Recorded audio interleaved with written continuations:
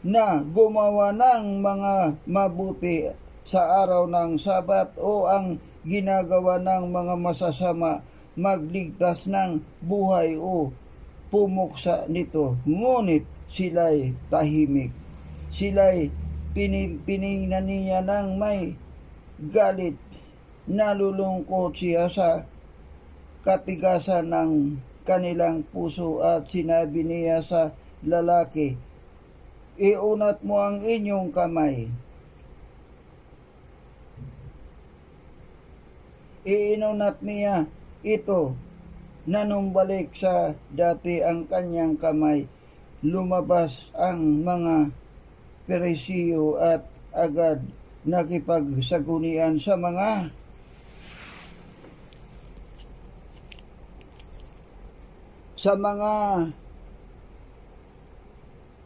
Hudiano laban sa kanya kung papaano siya ay mapupuksa. At si Jesus ay umalis kasama ng kanyang mga alagad patungo sa lawa. Sumunod ang napakaraming tao sa Galilea ng kanilang mabalitaan ang lahat ng kanyang ginawa. Napakaraming tao ang pumaroon sa kanya mula sa Judea, Jerusalem, Indonesia, sa kanyang ibayo ng Jordan at sa palibot ng Tiro at Sidon. At sinabi niya sa kanyang mga alagad, ihanda para sa kanya ang mga bangka dahil sa napakaraming tao. Baka siya ay kanilang siksikin sapagkat siya ay nanggaling ng marami. Siniksik siya ng lahat ng may sakit upang siya ay mahipo. At tuwing nakakita siya ng mga masasamang espiritu, sila nagpapatira pa sa kanya harapan at sumisigaw. Ang anak ng Diyos mahigpit na iniutos niya sa kanila na siya ay huwag nilang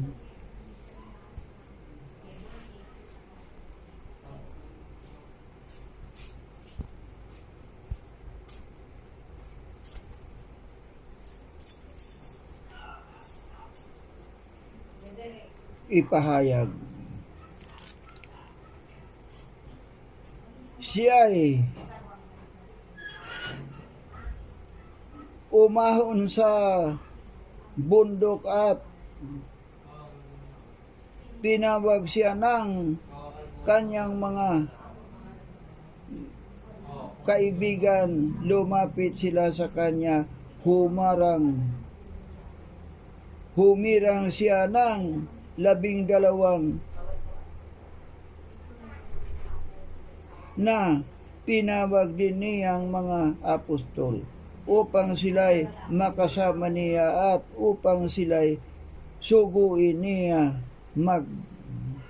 mangaral. Nagkaroon ng kapangyarihan magpalayas ng mga demonyo. Ito ang 12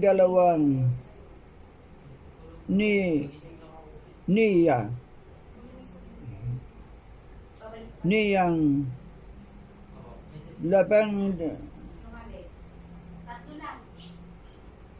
at ito ang 12 hinirang niya, si Simon na kanyang pinangalanang Pedro, si Santiago na anak ni Zebedeo at si Juan na kapatid ni Santiago.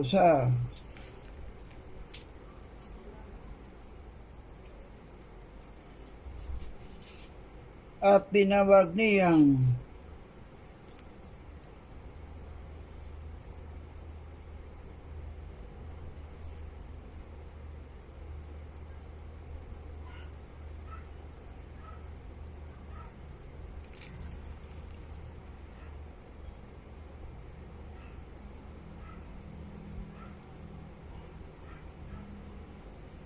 tinawag niyang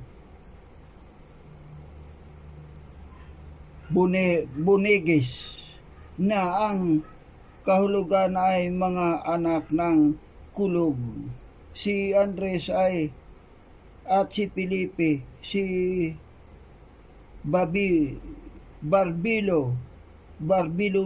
si Mateo, at si Tomas, si Santiago na anak ni Alpio, si Tadeo, si Simon na Kananeo, at si Judas Iscariote na siyang nagkanulo sa kanya. At pumasok siya sa isang bahay. Muling nagkatipon ang maraming tao, kaya siya ay hindi man lamang makakain. Nang balitaan iyon ng kanyang sambahayan, lumabas sila upang siya ay pigilin, sapagkat sinasabi ng mga tao wala siya sa sarili. At sinabi ng mga eskriba na buhat na bumaba mula sa Jerusalem, nasa kanya si Beelzebul sa pamamagitan ng pinuno ng mga demonyo ay nagpapalayas siya ng mga demonyo. Sila'y kanyang pinalapit sa kanya at nagsalita sa kanila sa mga talinghaga. Paano mapapalayas ni Satanas si Satanas kung ang isang kaharian ay ang kaharian nakikibahagi sa laban sa kanyang sarili? Hindi makakatayo ang kaharian ayon. At kung ang isang bahay naman ay nagkakabahabahagi laban sa kanyang sarili, hindi makapagtatayo ang bahay ng Diyos. Kung maghahasik si Satanas laban sa kanyang sarili at magkakabahagi-bahagi, hindi siya makakatayo, kundi siya ay mawawasak. Ngunit walang makakapasok sa bahay ng malalakas na tao upang samsamin ang kanyang mga kanyang mga ari-arian, maliban gapusin muna niya ang malalakas na tao, at kung magkagayoy malulooban niya ang bahay nito. Katotohanan ang sinasabi ko sa inyo na patawarin ang lahat ng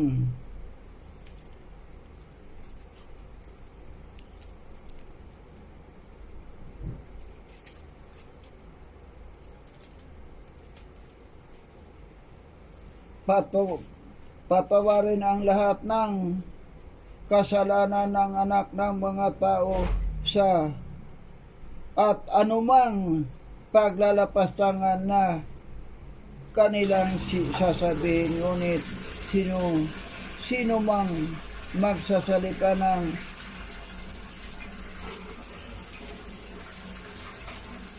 ng paglapastangan laban sa Espiritu Santo ay walang kapatawaran magpakailanman, kundi magkakasala ng isang kasalanan walang hanggan, sapagkat sinabi nila siya ay may masasamang espiritu. Dumating ang kanyang ina at ang kanyang mga kapatid na lalaki at nakatayo sila sa labas ng patungo sa kanya at pinawag. Nakaupo ang maraming tao sa palibot niya at sinabi nila sa kanya, nasa labas ang inyong ina at ang inyong mga kapatid at hinahanap ka. Sumagot siya sa kanila, sino ang aking ina at ang aking mga kapatid? Tingnan ninyo. Tingnan niya ang mga nakaupo sa palibot niya at sinabi, narito ang aking ina at ang aking mga kapatid. Sapagkat sino mang gumaganap ng kalooban ng Diyos ay siya ang aking kapatid at na lalaki at kapatid na babae at ina.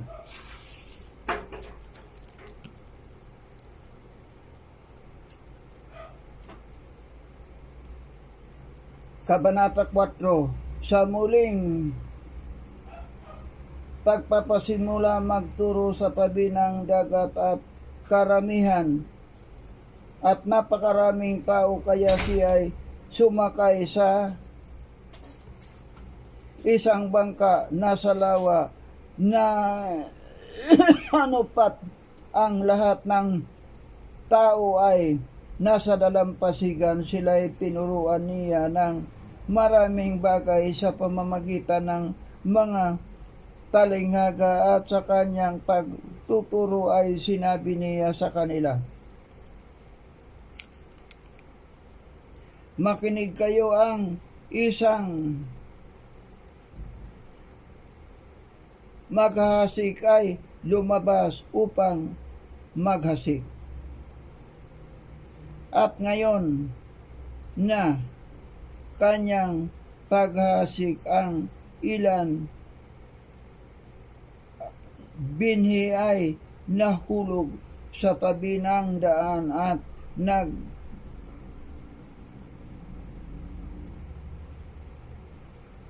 nagdatingan ang mga ibon at kinain ito.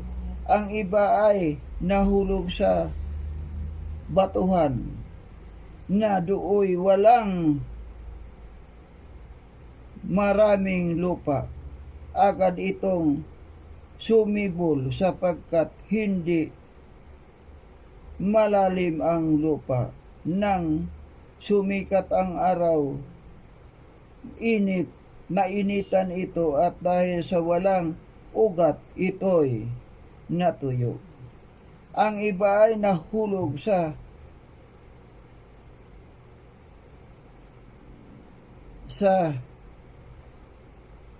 tinikan at lumaki ang mga tinik at sinakal ito at ito'y hindi namunga. Ang iba ay nahulog sa mabuting lupa at namunga na tumaas, lumago at namunga ng 30 at namunga ng 100 at sinabi niya ang may tainga pandinig ay makinig. Nang siya ay mag-isa na, ang mga nasa palibot niya kasama ating 12 nagtungo sa kanya tungkol sa mga talinghaga at sinabi niya sa kanila, sa inyo ipinagkaloob ang hiwaga ng kaharian ng Diyos, ngunit sa kanilang nasa labas ang lahat ng mga bagay na ginagawa sa talinghaga, upang kung sa pagtingin ay hindi nila makikita at sa pakikinig ay hindi nila mauunawa, baka sila'y magbalik loob at mapatawad. At sinabi niya sa kanila, hindi ba ninyo nalalaman ang kanilang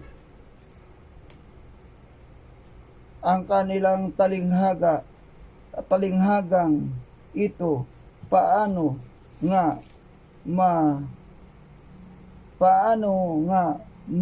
nga sa inyo mauunawaan ang lahat ng mga talinghaga. Ang maghasik ay naghahasik ng salita. Ito ang mga nasa tabi ng daanan na hasikan ng salita na kanilang mapakinggan ito agad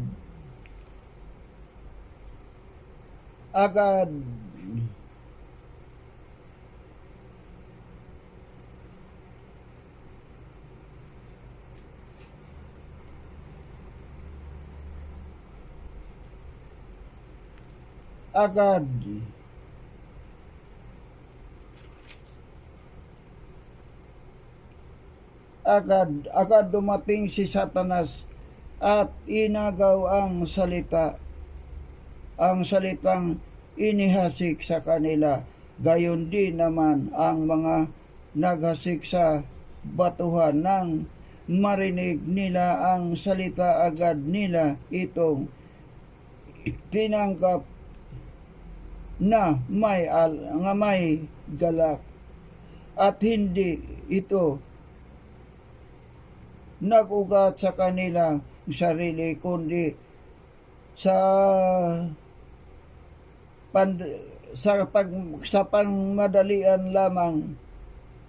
Kaya nang dumating ang kapigatian o ang mga pag-uusig dahil sa salita, kaagad silang tumalikod. Ang iba ay nahasik sa tinikan. Ang mga ito ay nakinig ng salita, ngunit ang mga alhanin ng sanlibutan, ang pang-akit ng mga mayayaman, mga pagnanasa at ibang bagay ay pumasok at sinakal ang salita, at ito ay hindi napakinabangan. Ang mga ito ang naghasik sa mabuting lupa, narinig nila ang salita, tinanggap at namunga ng tagsasampu, 60 at 100. At sinabi niya sa kanila, inilabas ba ng ilawan upang ilagay sa ilalim ng takalan o sa ilalim ng higaan, at hindi pa talaga nalalagyan ng ilawan, sapagkat walang bagay na naitatago na hindi inihayag, o walang lihim na hindi nahilalantad sa liwanag. Kung ang sinuman ay may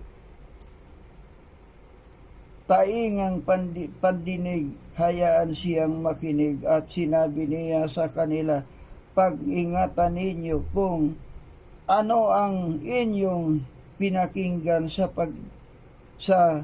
panukat na inyong isinusukat, kayo ay susukatin higit pa ang inyong ibibigay, sapagkat ang mayroon ay lalo pang bibigyan, at ang wala, pati ang nasa kanya ay kukunin pa.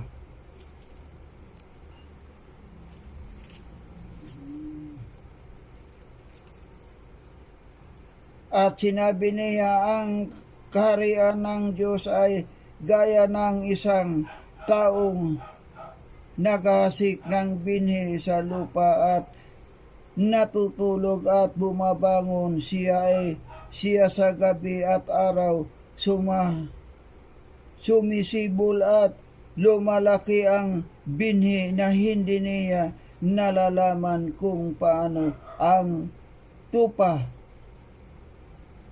mismo ang nagpapasibol sa halamanan ng una, ang usbong,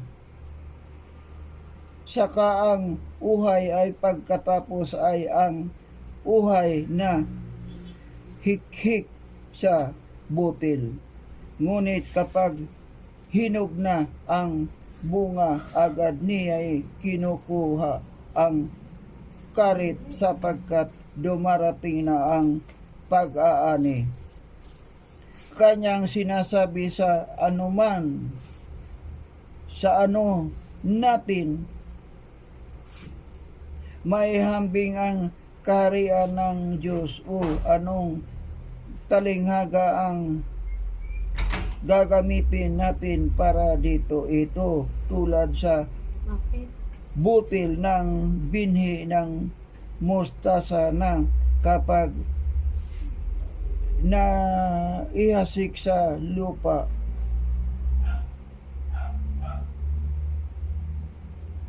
bangabat siya'y pinakamaliit sa lahat ng mga butil binhi na nasa lupa. Ngunit kapag ito'y nahihasik, tumutubo ng nagiging mas malaki kaysa lahat ng mga halaman ng nagsasanga ng malalaki. Ano pat ang mga ibon sa himpapawid ay nakakagawa ng mga pugad sa lilim nito. Ang mga sa pamamagitan ng gayong napakaraming talinghaga, sinasabi niya sa kanila ang salita ayon sa kakayahan nilang makinig, at hindi siya nagsasalita sa kanila maliban sa talinghaga, ngunit sa kanya'y sariling mga alagad ay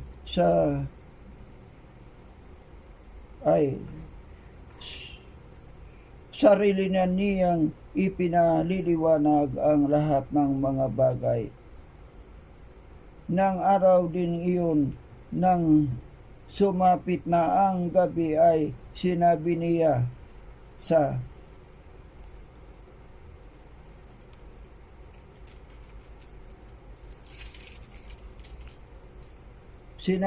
sa kanila, tumawid tayo sa kabilang bayo. Pagkaiwan sa maraming tao, siya ay kanilang isinama sa bangka ayon sa kanyang kalagayan, at may iba pang mga bangka na kasama niya, at nagkaroon ng isang malakas na unos.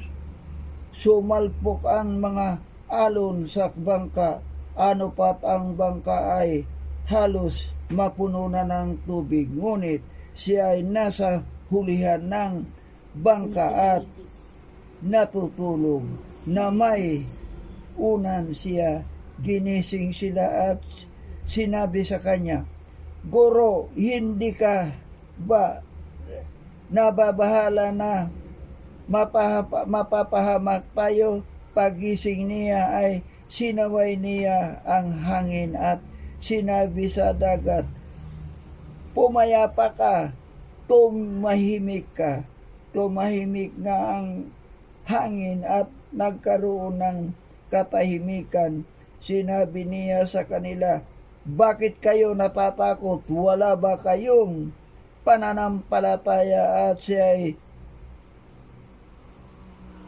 sila'y sinidlan ng malaking takot at sinabi sa isa't isa, sino nga ito na pati ang hangin at ang dagat ay sumusunod sa kanya.